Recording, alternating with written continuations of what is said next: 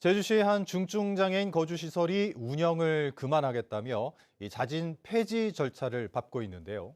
관리 책임을 가진 행정당국이 형사 고발 말고는 이 뾰족한 대책을 내놓지 못하고 있는 가운데 중증장애인들은 거리로 내몰리고 있습니다. 김하은 기자입니다.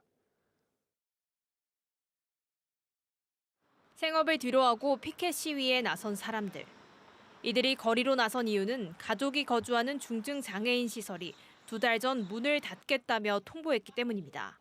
집에서는 아무래도 저 같은 경우는 저 혼자다 보니까 직장도 나가야 되고 사실상 저희 같은 경우에는 그 집에서는 좀 케어하기가 힘든 상황입니다. 장애인 학대 등으로 2차례 행정처분을 받은 해당 시설은 후원금이 끊기고 재정 상황이 나빠지자 지난 3월 이사회에서 폐쇄를 결정했습니다.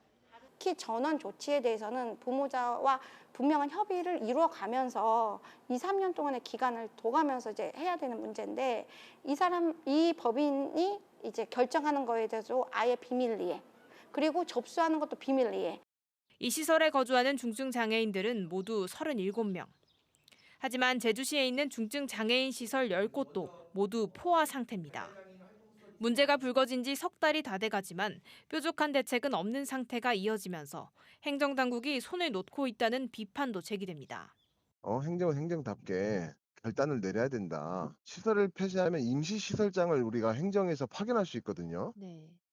임시시설장을 선임해서 이 시설이 정상화될 수 있도록 노력부터 해나가라.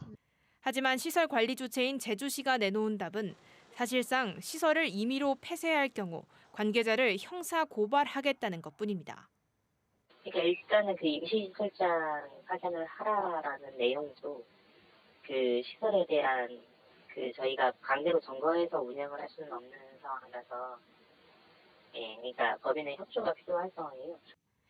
17년째 운영하면서 매년 10억 원 정도의 국고 보조금을 받은 시설의 무책임한 결정에 장애인들이 하루아침에 거리로 내몰리고 있습니다. MBC 뉴스 김하은입니다.